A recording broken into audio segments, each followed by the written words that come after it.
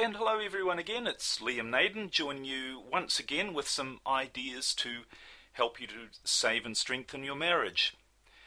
And what I'm going to be talking about today is really an extremely powerful and important area, and it's the area of influence. You know, so many people contact me and say, how do I get my husband or my wife to change their mind? How do I influence them? How do I have some sort of say in what they do so that they'll want to stay in our marriage? And how do I influence their behavior and my own behavior to create a much better relationship between us? And of course I cover these in great detail in my program, but in my programs rather, my 7-day Stop Your Divorce and particularly the 30-day Save Your Marriage Relationship Transformation program. It has a lot of this information in it. But there are really 3 things that I want to cover today that get to the very heart of not only how you influence your spouse, but really how you influence anybody that you have a relationship with. So the information I'm going to share could actually apply also to your business relationships, perhaps with your other staff or the people you work with, and other personal relationships that you have, other family members, your friends. Really these principles apply to anybody that you deal with. And so once you know these 3, then you'll be able to use them to much more powerfully create better relationships with anybody. But in particular, what I want to apply them to today is your marriage and the relationship you have with your spouse or your partner. So we're going to look at how do you really influence them in a positive way, and how do you get them to change their mind if perhaps they want to leave your marriage, or perhaps if they've even gone already. How do you get them to want to change their mind to come back, and how do you get them to want to work positively on your relationship, to rebuild it, to create it or recreate it back to where it used to be and to where it becomes even better. So let me start by asking you a few questions that you really need to think about before we go on. And that is, first one, how much influence do you really have on your spouse? And how successful are you at getting them to commit to your relationship, and to commit to you, in fact, and to working on your relationship? And in fact, how successful are you in getting them to want to make your relationship a priority, to want to stay in your marriage or your relationship? Now, if your answers to these questions are, well, not much or even none, then I'm willing to bet it's because the 3 things that I'm going to talk about, which are the 3 keys of influence, I call them, these 3 things are missing. Now, there's one real basic secret to influence, and I think influence, creating positive influence in your spouse or anyone else for that matter, really comes down to 2 things. And in fact, you really only have 2 goals when you want to influence anyone. And goal number 1 is to make them feel good about you. Now that's pretty obvious, isn't it? That you can't really influence somebody if they don't feel good about you. They won't even want to talk to you or consider your point of view or listen to what you have to say. So your goal is to make the other person, and this, what we're talking about specifically here, is your spouse or your partner, you want them to make them feel good about you. But there's another goal which isn't quite so obvious when it comes to influencing someone, and that is you want to make the other person feel good about themselves. And of course it seems obvious when I mention it, isn't it, that you think about your relationships with other people. When you're with somebody who makes you feel good, you're much more open to them, and you're much more likely to want to spend time around them, which of course is your goal if you want to save your marriage. You have to get your spouse to want to feel good about you and feel good about themselves so that they actually want to spend time with you and they want to stay with you. So again, this brings up the questions. How good does your spouse feel about you? Do you get the feeling that they enjoy being around with you, or are they really looking for an excuse not to be around you? And if your marriage is in trouble, it's obviously the latter. They don't want to be around you. If they did, they wouldn't want to leave.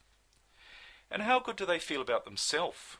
You know, going through a marriage separation or through rocky times in a marriage is pretty stressful, but how do they feel about themselves? Are they moody? Are they depressed? Are they uncommunicative? Are they unhappy? They probably are all of these things, and you probably are as well. So that shows you that your two goals, to make them feel good about you and to make them feel good about yourself, really are the keys to influencing your spouse in a positive way and getting your marriage back on track. Okay, so what are the three things, the three keys to influencing your spouse? Now, just before I mention what they are, and you'll see that they're pretty obvious, one important thing to remember is that they're not only things that you must have in your relationship if you want to influence your spouse, and I've already stressed that, but they're also the fundamentals, the three fundamentals of all great relationships. And if you've listened to many of the podcasts before, you'll know that one of the things I've done is I've looked at the difference between great relationships and relationships that are struggling or falling apart. And these three keys are present in all great relationships, and they're very strong in all great relationships. And they're not present in poor relationships or relationships that are going in the wrong direction. And here's another thing as well. They're things that probably were. In fact, I'd be willing to bet they were in your relationship early on when things were going well, but they're not there now. I also want to remind you of a point I made earlier, that these three keys aren't complicated. In fact, you probably think they're more than obvious, but the point is, I'd be willing to bet, even though they're obvious, they're not things that you're doing. And that's why your marriage isn't where you want it to be. Now, of course, it brings up the question, even when you know something, it's not enough to know it, you need to do it. And that can be very difficult. And you'll probably ask yourself when you hear these things, well, that's really difficult to do. Well, I will give you some ideas on how to do these things, but I'd also encourage you, as a member of the 7-day or the 30-day program, to use the tools that I've created in those programs that will make it much easier to apply these ideas. In particular, refer back to modules 1, 2 and 3 of the 30-day program, and you'll find a lot more detail. So refer back to those if you're on that program. That will help to make this a lot easier. Alright, so what are these, what I call the keys of influence? And by the way, you need to do these in order. So although I'm mentioning them as three, they follow on from each other. So start with number 1 in your marriage or your relationship, then move on to 2 and number 3. And you don't need to get it number 1 perfect before you move on to number 2, but you will see they flow into each other, and they do rely on you laying the foundation with the one before you move on to the next. Okay, so the key of influence number 1, the first key to influencing your spouse in a positive way, is fun. You've got to bring some fun. If you want to influence them, if you want to make them feel good about you and about yourself, you need to have a feeling of fun in your marriage or your relationship. Now, I know you're thinking this is difficult when things are all going downhill fast. You're saying, how can I have any fun in my relationship, my marriage? My husband doesn't want to be there. All we do is fight. All we do is bicker. All he does is try to get away from dealing with me and sorting out our problems and issues in our marriage. We'll get to that, about how to do it. But let me ask you, would you consider that your spouse associates you as being fun? Do you think that they think you're fun to be around? So what, maybe you used to be, you'd say. So what happened to the fun in your relationship? And you know, usually what happens in any marriage or relationship is we start out and there's lots of fun. And things are good.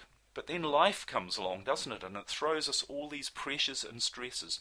And we find that more and more of our time is not fun. It's dealing with problems. It could be financial problems or issues, things to do with the family. You know, children tend to come along most of the time. So we find more and more things coming in to stop us from having the joy and the fun and the lightheartedness that was in our marriage to start with. But the problem is that the lack of fun is a major reason that people drift apart. And very often you can see that that's why people begin to have an affair with somebody else, because it's fun. It's the one thing, or one of the three things, and we'll talk about the other two later in this podcast. It's one of the three things that's missing. People go off with someone else because it's not fun being with their spouse or their partner. Alright, now I'm stating the obvious here and asking, what is fun? But really think about it. Fun is being light-hearted. It's being easy about things. It's having lots of laughter, smiling a lot. And not only smiling and laughing a lot, but actually having reasons to laugh and smile. Genuine laughter and smiling. So fun isn't focusing on your problems. It's not fun, is it, to work through problems? Who likes working through problems? Nobody. It's not being upset. It's not putting pressure on the other person. What fun is that when you're feeling under pressure? It's not judging someone, not judging how they think, not judging everything that they do. When pressure and judgment are there, there's no fun, is there? So you can see, and perhaps you can think really clearly about your present situation, that there's probably not a lot of fun there, that there's a lot of things there that are the opposite of fun. So how do you get fun back? Because it's critical, I think you can see. You need to have fun. Alright, now I know it's not easy, and I know if you haven't switched this off already, you're probably thinking, this is crazy. How can I have any fun or enjoyment in my situation? Now I know it's not easy, but there are things you can do, and you must do to get some fun back into your relationship, because you need to get your husband associating you with fun. Or your wife, of course. That's the only reason they might want to stay with you. So here's how you do it. First of all, you need to take the focus off your relationship and your problems. Many people who are trying to save their marriage and who are in a stressful situation with their marriage, and it is stressful, but that becomes their focus. They're continually thinking night and day about how bad things are, about their relationship, how they can make it better, how they can fix it, why it's going wrong, what's wrong, all of those things. And I know that's probably what's brought you to this podcast, that you want to change your marriage situation, you want to improve it, and that's fantastic. But you need to take a lot of the focus away from your relationship, particularly the negative things. Take your focus off the problems. When I say take your focus off, it simply means stop thinking about it. Really listen to your thoughts. Really be aware of how much time you're spent in worrying, stress, concern, wanting things to be different, trying to figure out how things can be different, and they're simply not helping. Most of the time, all of those thoughts are not helping you, so just let them go. Change your focus. Think about something else. And I've covered this many times before in podcasts about things like gratitude. Think about what you can be grateful for in your life, and no matter where you are listening to this, I'd be willing to bet you're probably better off than 95% of people on the planet. You really are. So of course you have problems, but who doesn't? Everybody does. But you don't want to focus on that. Think about the things that are good in your life, and there will be good things, no matter where or who you are. So that's the first thing. Take the focus off your relationship and your problems. And the second thing, and this is actually not that difficult to do, it's very easy to do, and that is find some things to smile and laugh about in your life. And if you can't think of anything or find anything in your real life, find something that's distracting, that's entertaining, that makes you feel better. The key is how you feel. The better you feel, the more chance you have of saving your marriage, and not only that, but of having a great life. Because life is all about feeling good. That's why you want to save your marriage. That's why we do what we do. Anybody, we want to feel good. So look for things that are going to make you feel good. And they can be reading a funny book. You know, find a humorous book that you can pick up and read. There's some wonderful comic type books out there. One of my favourites that I often delve into is an Irish novel by Spike Milligan, you might have heard of. He's a great comedian, dead now of course, but he wrote this wonderful book called Puckoon. It's a fantastic book. Every page will make you laugh and make you feel good, and that's what it's all about. You can switch on YouTube, go to the YouTube channel, think of a comedy series or an old comedy film that you used to like, that used to make you laugh, And you're bound to almost certainly find something on the internet that you can, particularly on YouTube, that you can switch on and just make yourself laugh. Have a good laugh. Distract yourself. You know, people say, oh, well, I can't distract myself. I have to focus on my problems, because if I'm not focusing on my problems, how am I going to fix them? Well, I've said many times this before as well, that whatever you focus on grows. And if you're going to focus on your problems, you're just going to keep getting more problems. And I've never really seen success, true success, in people solving problems by focusing more and more on them with negativity, worry, concern, stress. Your problems, you'll be able to deal with them in a much better way, whatever problems you have left, if you're in a much better state of mind. So, and of course, obviously, when you're feeling better and you're lighthearted, more lighthearted to be around, your spouse is going to get a different feeling from you, a different energy. They're suddenly going to think, I don't feel so bad when I'm around them, because actually they're not focusing on all the pressure and the negativity and all those things.